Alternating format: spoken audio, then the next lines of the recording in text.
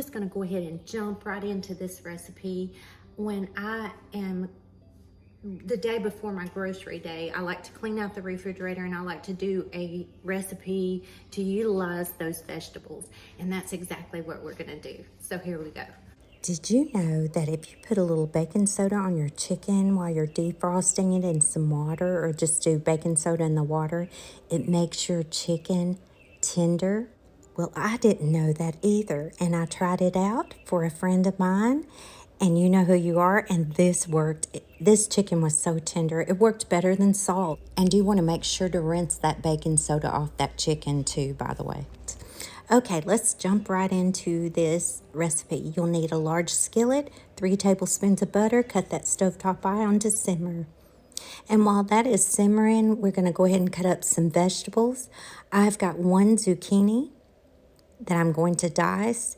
And now I'm going to dice up the tops of 4 green onions. I found this recipe in an old cookbook, and so this worked out perfect for me so that I could utilize the vegetables that I had. And this recipe was amazing. Okay, so I've had a whole container of mushrooms. These were baby bellas, and I certainly needed to use them. I kind of had to toss a few of them. And I'm going to go ahead and I'm going to slice these up. I did wash my vegetables. You always want to make sure you wash your vegetables. You want to get those pesticides and those insects off. Yes, insects. But you can use salt or baking soda for that. I've even heard of people using a little vinegar in their water. I don't do that, but I do use salt or baking soda. You can even use peroxide, just a little peroxide in them as well. Okay, so the original recipe called for 2 zucchinis. Well, I didn't have 2 zucchinis, but I had a squash and a zucchini. And you can use 2 zucchinis. You can do what I did, squash and zucchini, or even 2 squash. But this turned out so amazing, guys. So I'm just going to post the recipe the way I did it. Now I've got 3 chicken breasts that I'm going to go ahead and cube up. And I did soak these in that baking soda. I am not a fan of chewy chicken breast. I am a dark meat kind of person, but if it is tender enough, I will eat it, and I'm always looking for a way to make it tender, and this did. We are going to go ahead and put this in our skillet, and our butter should already be melted, and it is. Just go ahead and put this in there, and we are going to let this cook for probably about 10 minutes or so. So you'll need to turn your stovetop eye on to a medium setting. I'm going to add some salt and pepper to taste. If you have a lid to your skillet, go ahead and put that on it. And after about 5 minutes, you will want to go and kind of move this around because you want to make sure that chicken's cooked on all sides. So after 10 minutes, go ahead and add your mushrooms and your vegetables.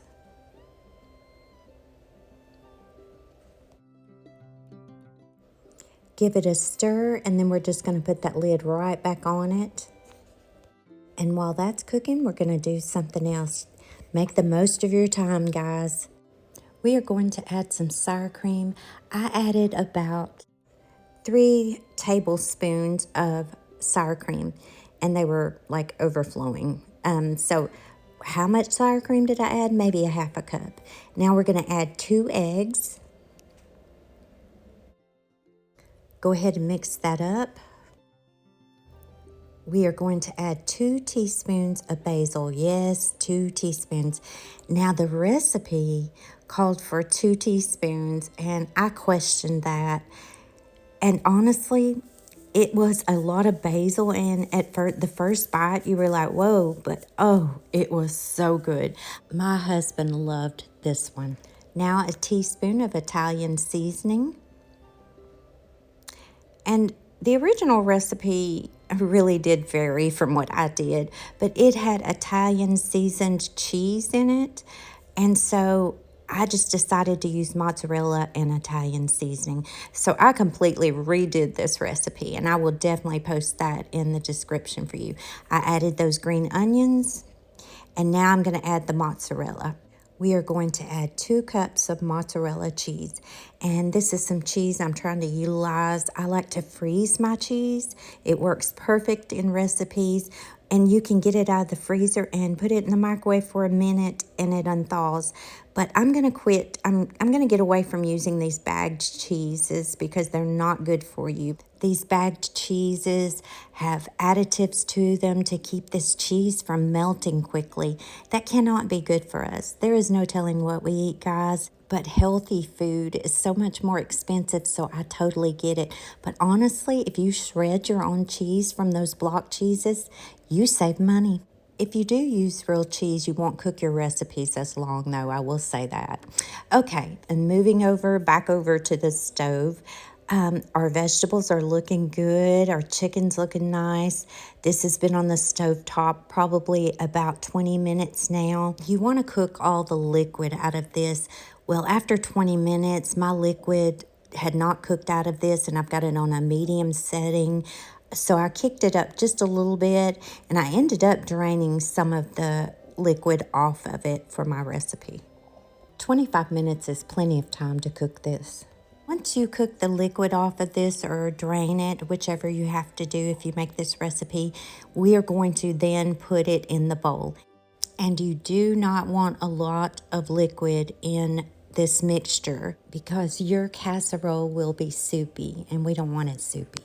And you can certainly put that chicken and vegetables in a strainer. That probably would have been the smart thing for me to do, but I was just kind of in a hurry this day. Go ahead and mix that up. And now we're going to put that in our casserole dish. And I did oil down my casserole dish and just pour the mixture in, just like that. You will see a little liquid in there from your vegetables, but don't worry. It kind of bothered me too, but this turned out so perfect, and I'll show you at the end. Okay, we're going to pop this in the oven. I've got it preheated to 350 degrees. I did put aluminum foil on this. I cooked it for 50 minutes, and about 40 minutes in, I took that aluminum foil off.